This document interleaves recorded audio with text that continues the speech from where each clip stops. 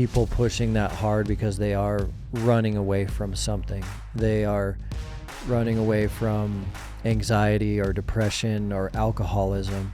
That's not only true in ultra marathoning communities, but it's a thread in every community that is pushing so hard. As humans, we can really kind of idolize anything. In men in particular, it could be golf, or it could be hunting, or it could be running, and in so many ways it's good, because it's like, well, I'm running 100 milers because I don't want to be an alcoholic. That's better than being an alcoholic. But how are you kind of managing like that dichotomy with the coaching that you're doing? It's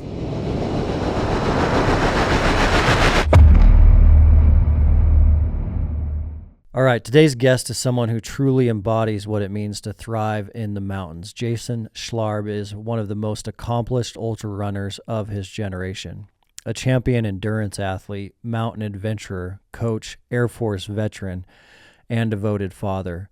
He burst onto the international trail running scene by winning the legendary Hard Rock 100, claiming 3 victories at the Rabbit Run 100, and finishing as the top American and 4th overall at the iconic Ultra Trail du Mont Blanc, one of the toughest mountain races on earth. But Jason's story is about far more than race results. Before becoming a professional mountain athlete, he served for a decade as an officer in the United States Air Force, deploying to Iraq and leaving the military with the rank of major. The foundation of service, discipline, and leadership still shapes everything he does today, from skiing the entire Hard Rock course in the winter to exploring remote mountain ranges across Patagonia, New Zealand, China, and beyond. Jason has built a life around seeking adventure in wild places.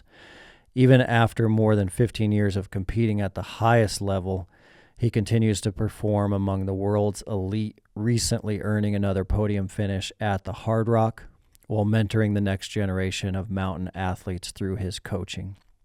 What makes Jason especially relevant to the Mountain Tough audience is his philosophy that true endurance isn't just physical, it is mental, emotional, and deeply rooted in purpose. Well, Jason, welcome to the podcast. Thank you very much. I'm excited to be here. Quite a like resume there built up, not only in the mountains but in the Air Force. You've been getting after it for a while.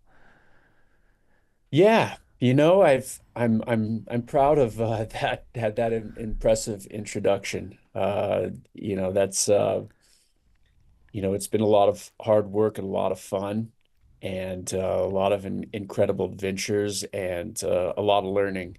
And so I'm proud to hear you spout that off, man. I'm honored to be here.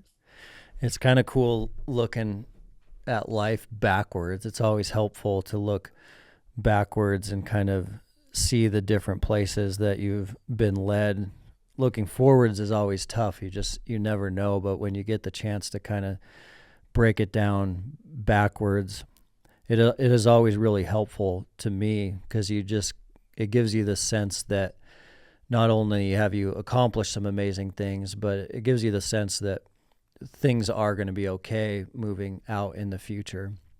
When you, in the resume and the bio that we kind of just went through, the coolest thing for me is that concept of these 100-mile races aren't just physical. It is mental, emotional, and deeply rooted in purpose.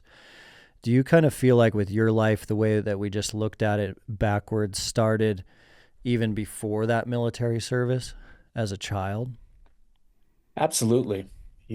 My parents are my circumstance, our circumstance as a family, founded a lot of the fundamental characteristics of what made me be able to do what I do in the mountains now, and in my professional career. It's my father and my mother were both very intense, passionate, competitive people, and it's those what seems like not that extraordinary kind of tendencies that end up, building up a child, a human into what they're going to be in the future. And it makes sense now. And it's interesting to look back at that and figure out what made me get to the place that I am in my career and in the future. And it definitely it makes sense. It's fun to look at because that, question is always the $1 million question when you talk about mental toughness, especially a lot of extremely mentally tough people want to know and want to learn more and do the best they can on helping their kids be mentally tough and mentally and physically resilient. And so it always boils down to kind of this $1 million question of nature versus nurture. And that is a hard one to kind of nail down. But how would you kind of unpack that with how you were raised? Um, being the firstborn, being, born to parents that were, like I mentioned, very competitive. They were both firstborn in their family as well, and kind of that killer instinct of just wanting to win, showing up, being, confident. All of those small factors, led to something special. And the one that's difficult to talk about, and it's a little bit, not always positive, is anxiety. Hmm. Uh, I have the nature versus nurture. Maybe it's a little bit more nature in that, I'm an anxious person. My mom is an anxious person that just doesn't, I can't sit. Hmm. I have to be going. My mind's always going. I've always been a terrible sleeper. When read that resume for the longest time until basically around 2020, uh, I didn't like to hear that. I didn't sit well with it. I didn't put my trophies in the living room or on top of the fireplace. It Yeah. was a thing of like, that's not good enough. I need to keep going. I don't even want to think about it. I don't want to be present with those, accomplishments. It makes me upset. It Dang. makes me like kind of like disappointed in like, why haven't I done this? I'm ready to do, something else. You haven't seen anything yet. And that is something that luckily I have been able to come at peace with. And I feel like I can still leverage the power of not wanting to sit still and always be hungry without having the kind of unhealthy side of that anxiety. And sometimes it was negative, you Hmm. know.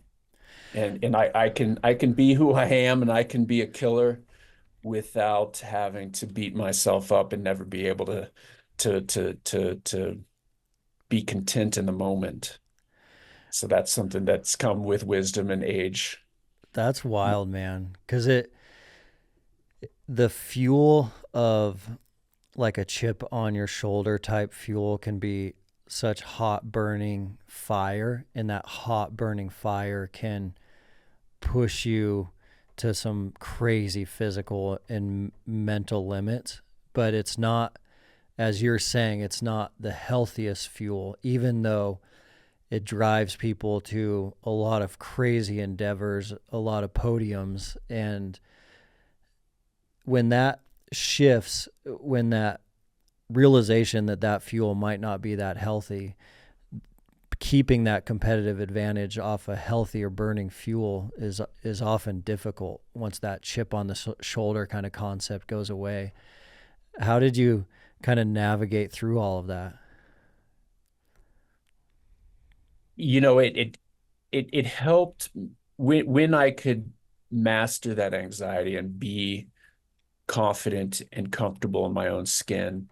I was able to to be able to continue to focus on what matters, and then also be able to like be happy in ways that I wasn't able to before. Like with my training, with my daily regimen, with my show up and push when it hurts, 10, 15, 20 hours into a race or a training run. I can still do that, but then also be able to smile and be happy afterwards, which, oftentimes, regardless of the result, I wasn't able to be happy like that, but still keep that edge of wanting to do something crazy and special and enjoy that, strange satisfaction of punishing myself or like hurting or like getting to a place that not too many people want to get to, without like I said, the rest of my life kind of just being a bit more miserable. Yeah. You said that mindset kind of shifted in 2020. Was there like a rock bottom catalyst moment that started this mindset change? Yes. Yes. A lot of people have that similar experience a bit with COVID, and that couple years of the pandemic. But for me, it also had to do with losing a sponsorship, and due to being in the pandemic, and then also I was in a relationship and it ended, and so there was just absolutely broken down, Yeah.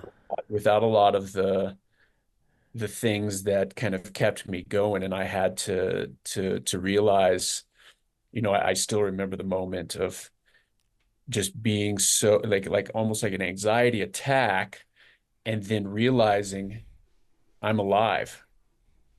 Here I am, Hmm. alive, I'm healthy.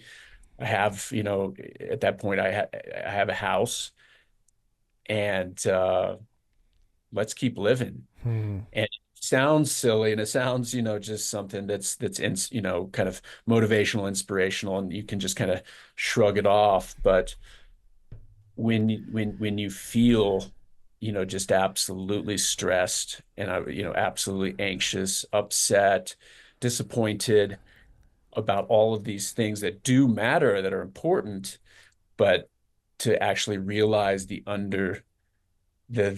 most important part of like actually being alive, Dang. and having opportunity, and like I can do these things. So that waking up, that was really, really hard.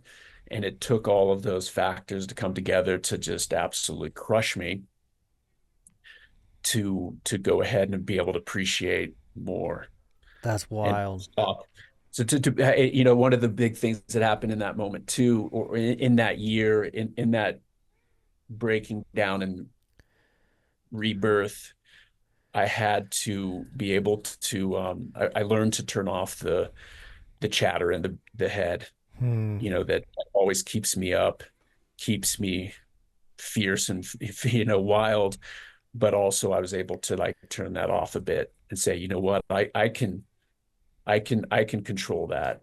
And that was powerful. I wish I would have learned that, like a lot of people can and have, at an earlier age, but I'm glad it happened. 10 years ago, we kicked off the Backcountry Preseason Prep program. It was a straightforward 80-day program built from thousands of hours testing with dedicated backcountry hunters. Now, with a full decade of real results, we've completely rebuilt it into Preseason Prep 3.0. We've added more aggressive metabolic conditioning, smarter load progression, tougher mental finishers, and even better programming to help hunters build that unbreakable grit for high country, heavy packs, and long days in rough terrain. It is still the same mission, getting you stronger and mentally tougher for the backcountry. It's just taken to the next level after 10 years of honest feedback from hunters in the field. Preseason Prep 3.0 launches May 4th. If you are serious about this fall, it is worth checking out. Mountain Tough Podcast listeners always get 6 weeks for free on the Mountain Tough app. All you need to do to take advantage of that is use the code MOUNTAINPOD at checkout. That's MTNPOD on your monthly membership. It's crazy how our hardest years of our entire life, we can often, most of the time, look back and be so thankful and grateful that they happened for how much they've taught us. I mean, over and over and over again, you'll see where someone's like entire house will burn to the ground. They'll lose everything that they own, and then maybe their mother passes away of cancer, and then they lose a dog, and it's just like when it rains, it pours. But that breaking down of your true identity, most of the time, 5, 6, 7 years removed from that year, everyone looks backwards and is so grateful that it happened. Yeah. Yeah. Oftentimes that's where, you make the best music, as an artist. It's where you all of a sudden, find a new calling, a new passion, a new job. You let go of something that's comfortable, or you're forced to let go. And I also don't want to paint it all beautiful. Sometimes bad things happen, and it doesn't necessarily mean that it's going to be great. Sometimes you can, yeah, lose family or lose your own life, and that's the end. Mm-hmm. But in this case, it absolutely was true, and I'm super grateful for it. So you were getting hit from all directions with, I'm imagining like COVID shut down a ton of the races also, so you're not able to race like you normally were. And then everyone's funding goes away when people aren't signing up for races. So then sponsors have to just cut their budgets way down. Plus Yeah, just being, cooped up, vaccines, masks, travel, and then yeah, everything's just happening all at one time. yeah.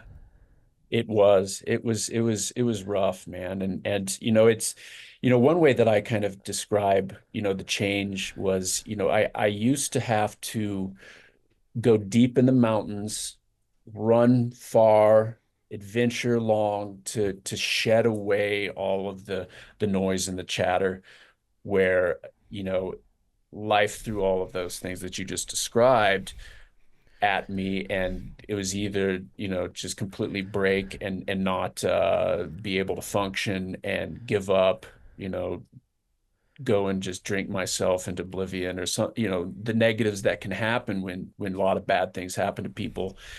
And I think from my experience of being able to persist and be able to be strong when everything's yelling at you to quit, was part of the reason I was able to move in a good direction, a positive direction. Yeah. I'd been training for it, but Wow. was able to actually do it in a lot of different aspects in my life, besides just moving forward in the mountains as fast as I can. Yeah, I'd love to hear your feedback on this, especially with the coaching that you're doing now, because it seems to be an often common thread through people that push their mind and body to the breaking point, especially in the ultra running community. There is a thread at times of people pushing that hard because they are running away from something. They are running away from anxiety or depression or alcoholism, or it's a bad childhood. It's something that they're still trying to like prove themselves, prove and get some affirmation. And that's not only, true in ultra marathoning communities, but it's a thread in every community that is pushing so hard that they they want to go to that spirit world. They want to go to that dark place. But it's so crazy because them running away from something is what makes them good at this thing that they're doing. But it also is interesting from the concept of, as humans, we can really kind of idolize anything. In men in particular, it could be golf, or it could be hunting, or it could be running. And in so many ways, it's good because it's like, well, I'm running 100 milers because I don't want to be an alcoholic. That's better than being an alcoholic. But how are you kind of managing like that dichotomy with the coaching that you're doing? It's uh, as far as coaching, to be able to, help people have an outlet, is a fantastic thing. And then to be able to save people from the common traps of the mistakes that you can do in long distance ultra running, and to be able to help a person is a gift. And there's nothing more valuable than that. And then also in my sport, I'm alone a Mm-hmm. lot. And Yeah. to share with another person the the this experience is it's great. It's valuable, very, very valuable to me. And I've seen people, I've worked with people that have had those, you know I came to running because I'm having a really hard time with this, or I'm trying to escape that, or this is my time to be able to shed those fears or issues, get away from it. And the most meaningful is when people are able to like show up in those areas of their life, stronger, and stop running, and Hmm. to be able to actually confront that through the strength that they can build in doing something like running through the mountains for long distances, and say, hey, I can go ahead and show up and be strong and work on this, or work through this, family issue, or whatever. That's pretty special. That's a lot more than just learning how to run fast and not getting injured. So to see those kind of things, which you end up sharing with athletes oftentimes as a coach, is very meaningful. And yeah, I loved being able to do that. Hmm. Do you see that thread in the ultra running community, especially kind of up at that elite level, that people that are kind of pushing the limits that hard are often running away from something? Uh, yes and no. I feel like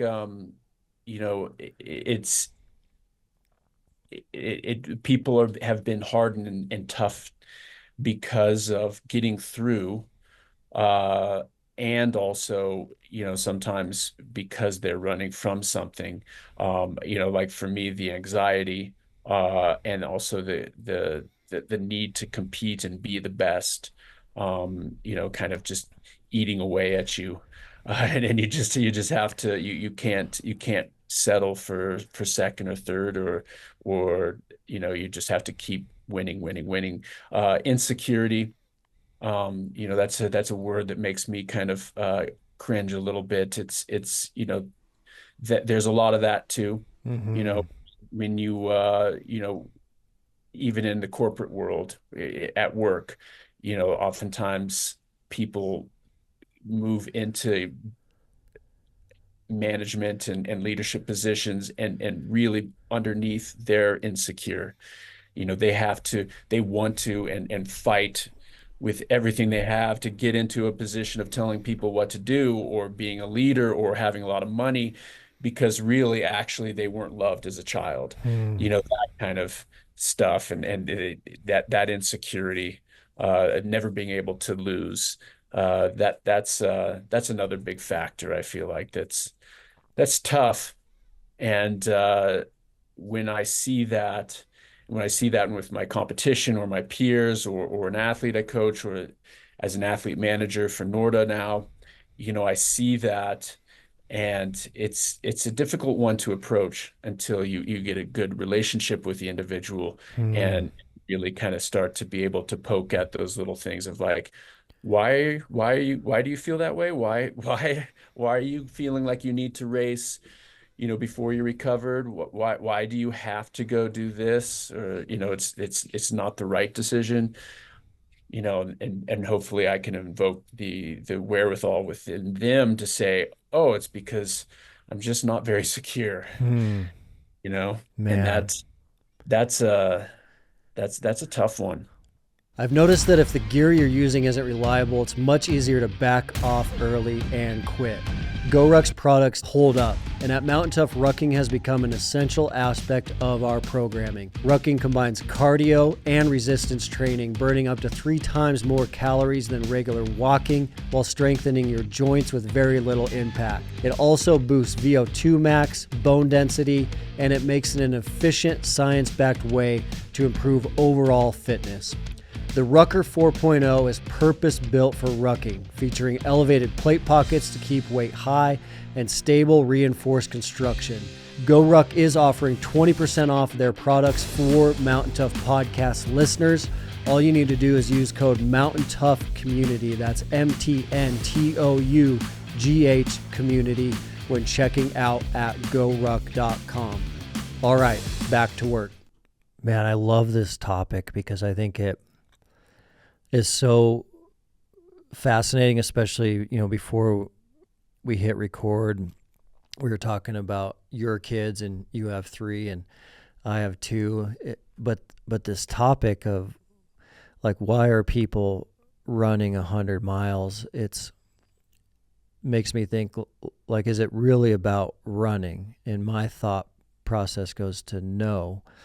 But then I'm okay with that because I'm such a believer that humans need to do hard things. And doing hard things teaches us so much, informs us, and forges us. And especially now in today's society where we're at now in 2026, technologically wise, there's not many opportunities to do hard things like there were in the early 1900s. I mean, in the early 1900s, every day was an extreme challenge and adversity. You think about like the families that put 5 kids in a wagon in Kansas and chose to move their family to Durango, Colorado, and they know they might die. A few of them might die if they even make it at all, but they still are doing that for a new opportunity to explore an unknown area. So like that, doing hard things and exploring the unknown is so genetically wired into our DNA. And then when you get into 2026 and your normal day isn't that hard,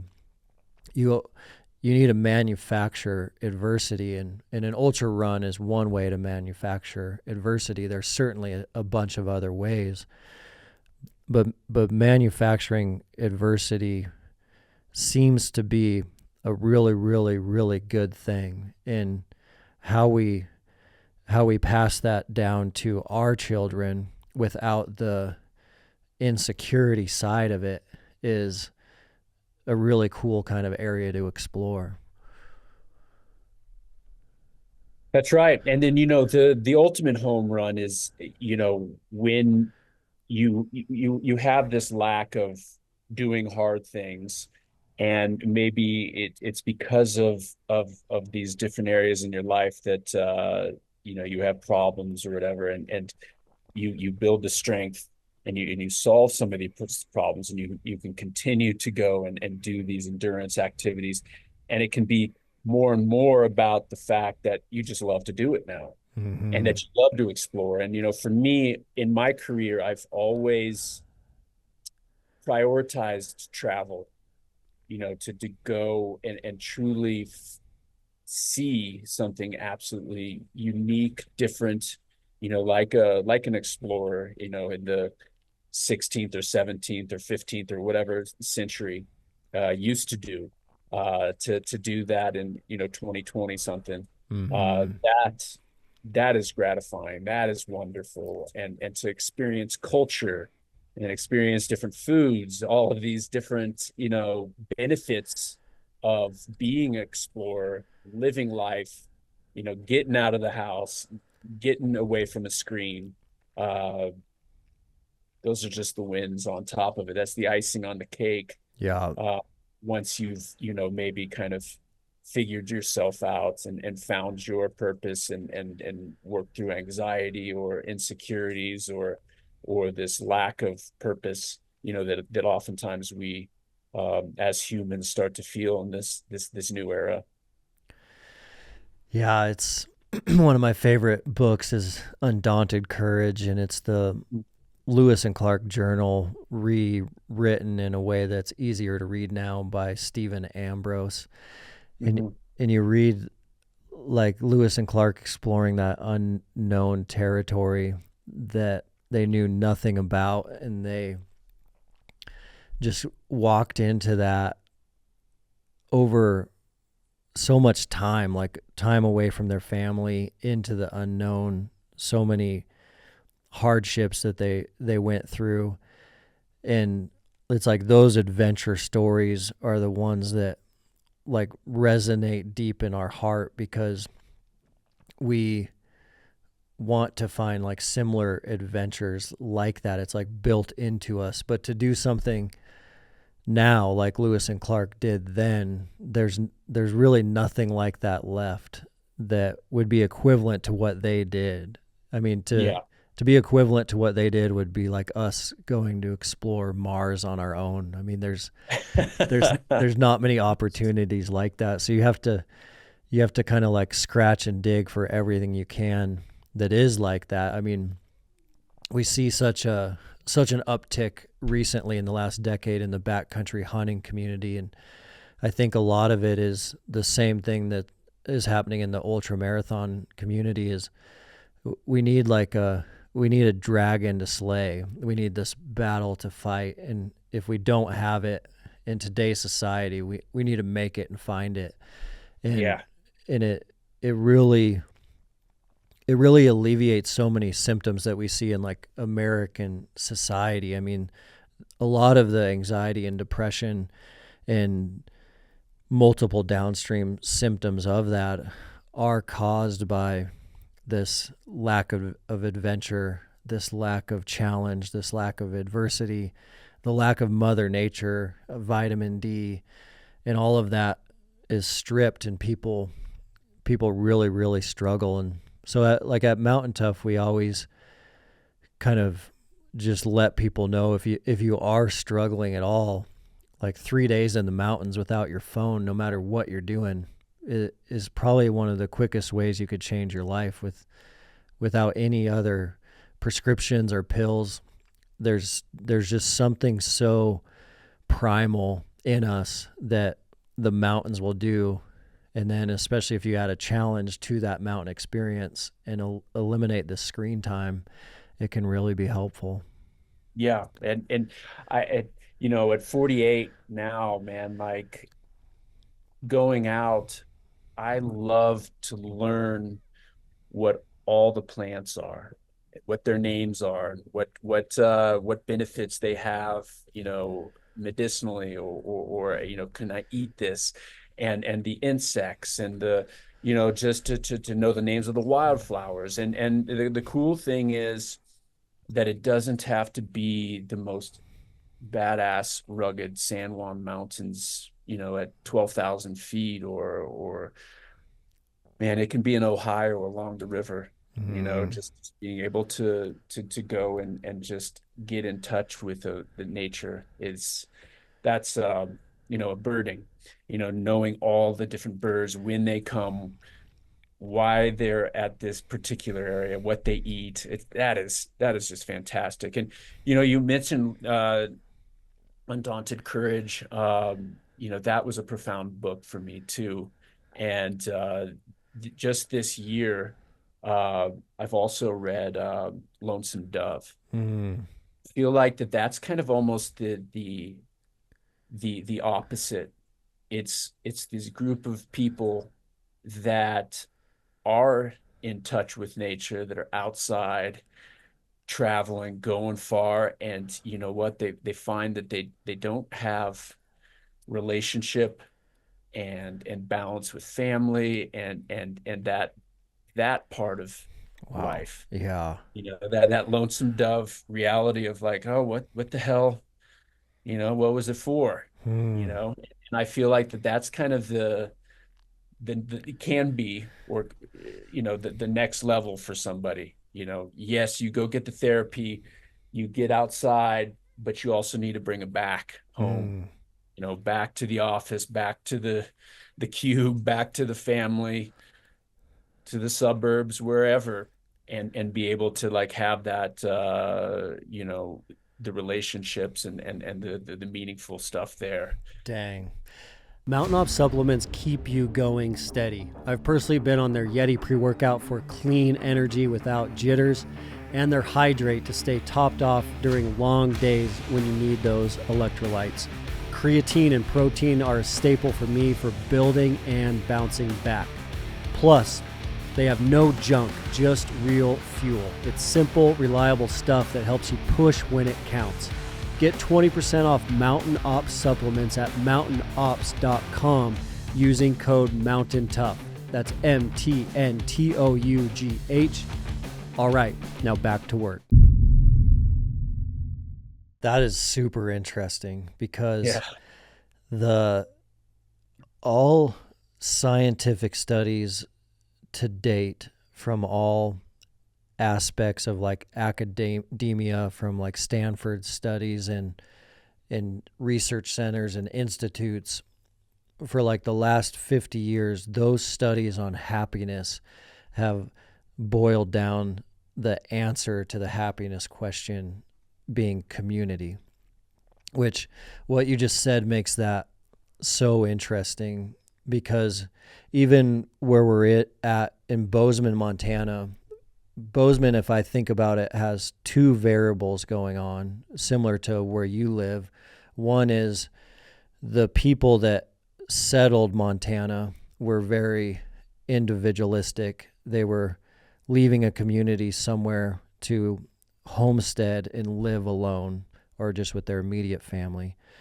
And then nowadays, what we have in the last 25 years is tons of people moving here for very individualistic activities. So, like the world's best kayaker, the world's best skier, the world's best snowboarder, the world's best in the ultra running community, rock climbing, mountaineering. And so you have like the heritage of individualistic frontiersmen mixed with this heritage of passionate, diehard, individualistic recreational sports. That factor has made community in the Rocky Mountain West very different than you feel like if you travel to Florida or Alabama or Georgia. When you're in the South, the like community is so thick, it's like infectious. People are very good at hanging out and just being with each other and just telling stories and eating and breaking bread. And Yeah. that is much more challenging and difficult in the West, and it's much more challenging and difficult in individualistic sport communities. And that causing problems when you come to like the study of happiness is certainly going on. Yeah, absolutely. When I moved here to the San Juans, like the like ultimate place I wanted to be, where Hard Rock is. I lived at this cabin right here at 8,000 feet, and I spent all of my free time away from here, chasing the biggest peaks, and to a fault of not really establishing like a home community here. And Mm. now, granted, I still go and run, big adventure runs, big lines, up 14,000 feet, etc. But a majority of my runs are in the backyard, and I appreciate and love the fact that, hey, this little area has changed this month from this nuanced kind of, bloom of these bushes and this, this bird is here, Mm. and to be able to do that and then also have people that you share it with that are also in your community is a lot more meaningful than me being by myself, chasing, stats, chasing the what's supposed to be the most picturesque, Yeah. the badass remote, and to be able to find that balance is key. And I didn't have that balance when I lived in all these other places. I used to live in Missoula. I went to college in Bozeman, Oh, cool. and even when like I said, when I moved here, I was chasing, opposed to, being grounded, having community, loving where I'm at, and then appreciating, some of those more sexy, remote, difficult to go places. Hmm. I love that, man. It's Yeah. it made me think of there was the documentary in the literature that came out a few years ago on the blue zones where there's these pockets of the globe where the societies are living longer than 100 years. So the oldest people in Earth are coming out of these blue zones, and when they went to them all, it was a lot of these like cool tropical places. But really, what they found is their community was so tight that their relationships were so strong. And at first, the researcher thought it was going to be the food or the exercise that was keeping them to live over 100 years. But what they determined is like it didn't really matter what they ate or how much exercise they were getting. What was keeping them alive was these really like thick and rich relationships. Yeah. Yeah. Yeah. Growing up, my parents moved to Costa Rica. Um, and I remember kind of the perception that, this is gonna, a third world country.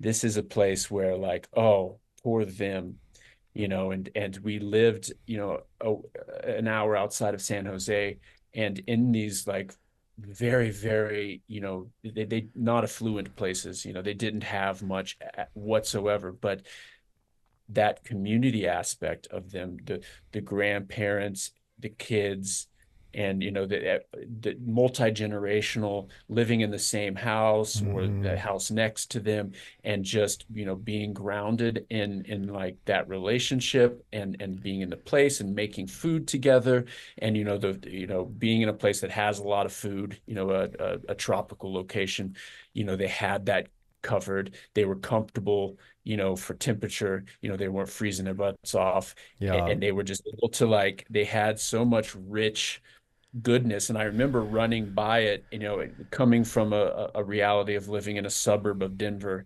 that was cookie cutter.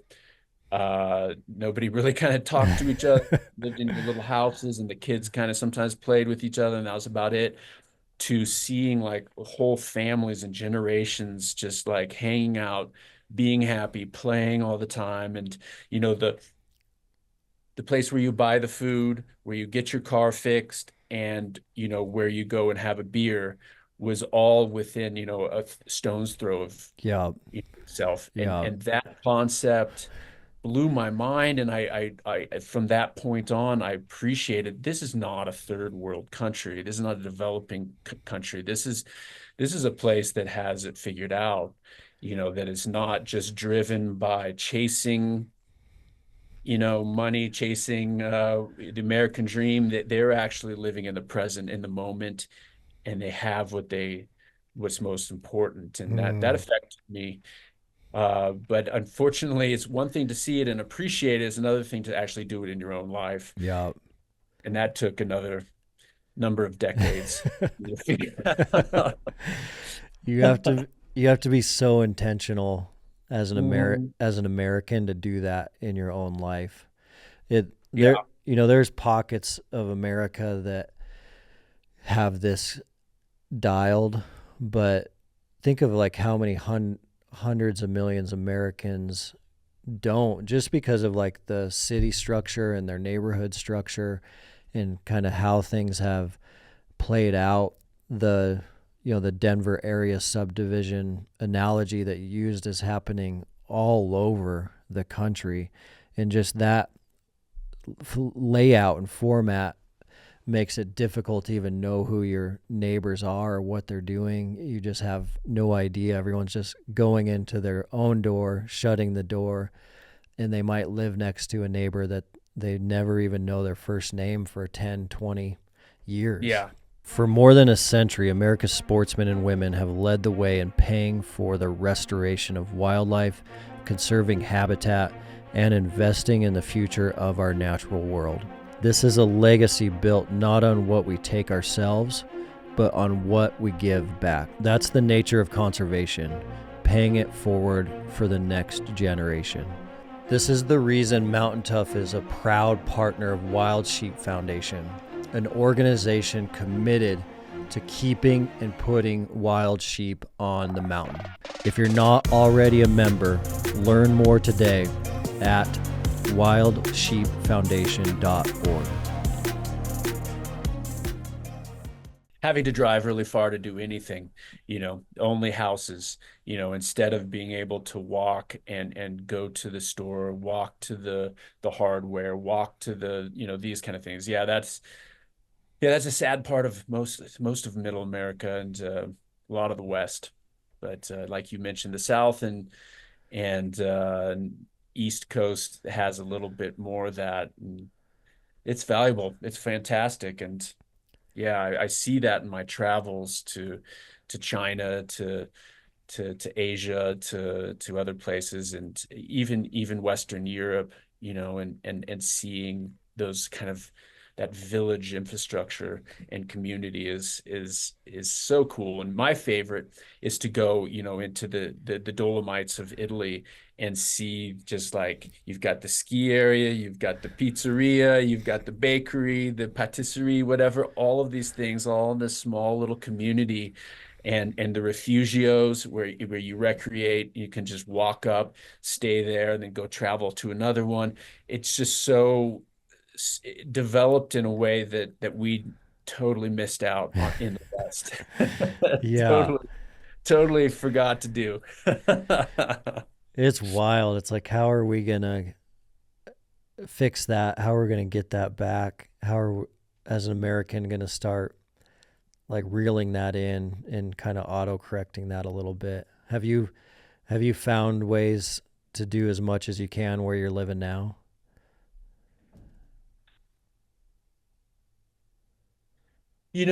I have changed, eating and having a family and being at home and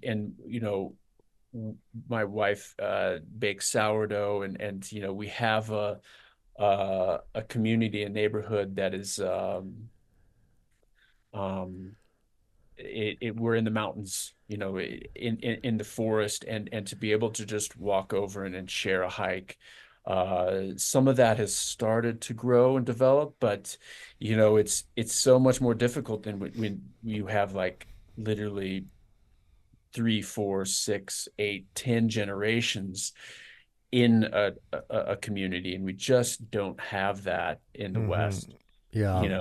and so to just share that appreciation for place and that we love where we are, with my son, with my daughters, is a way to do that.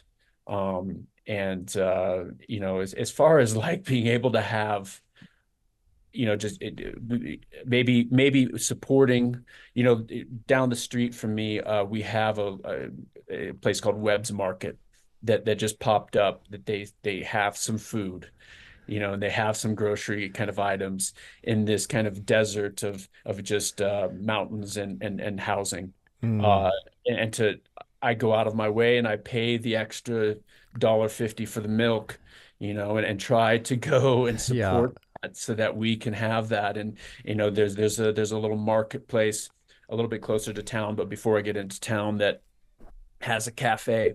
And I'm cheap.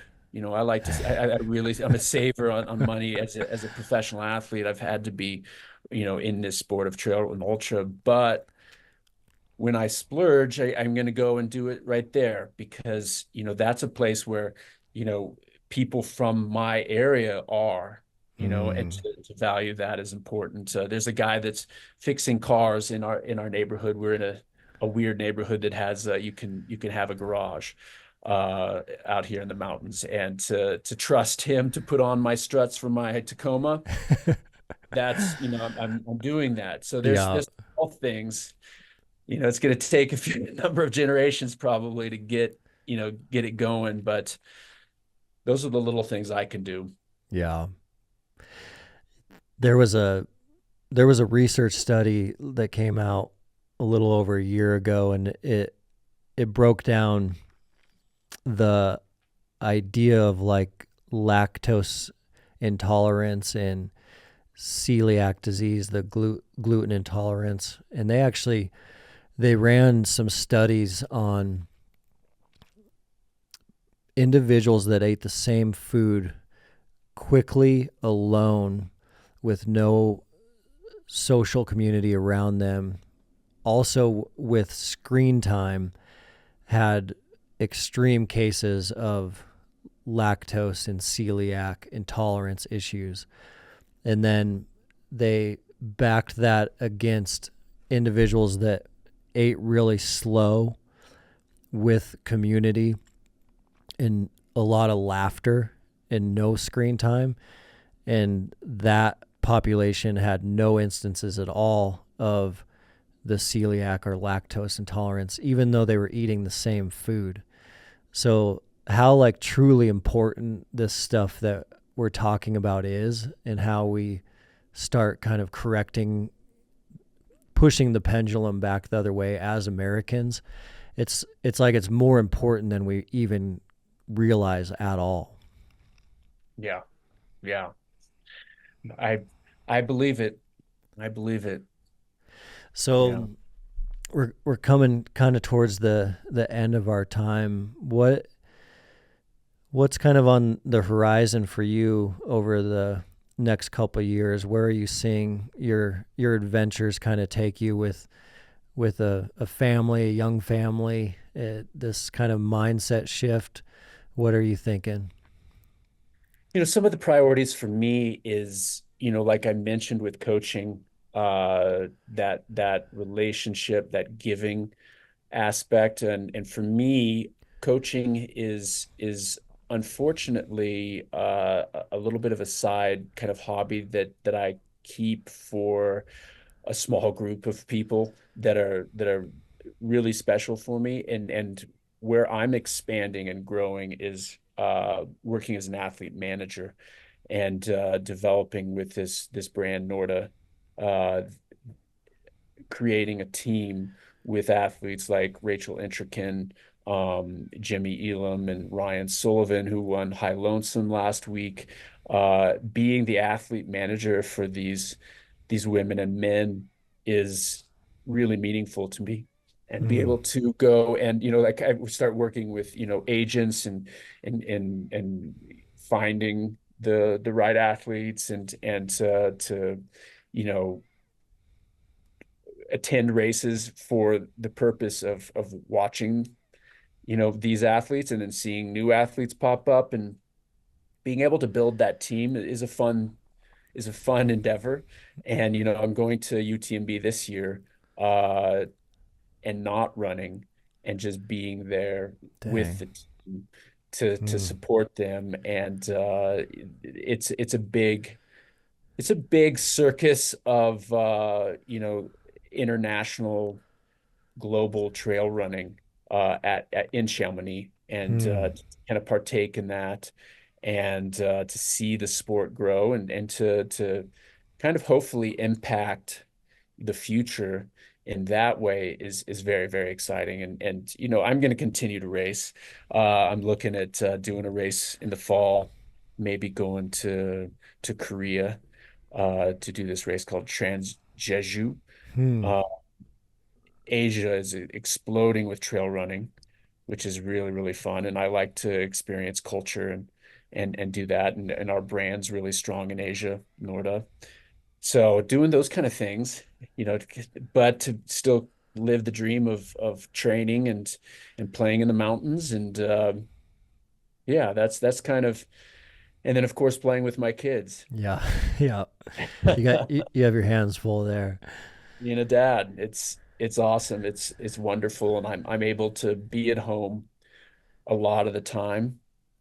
And so the opposite of my childhood, where my parents both worked, Mm, now I can kind of be present and go play in the mountains with them on a basically daily basis is pretty special. And so that's important to me as well.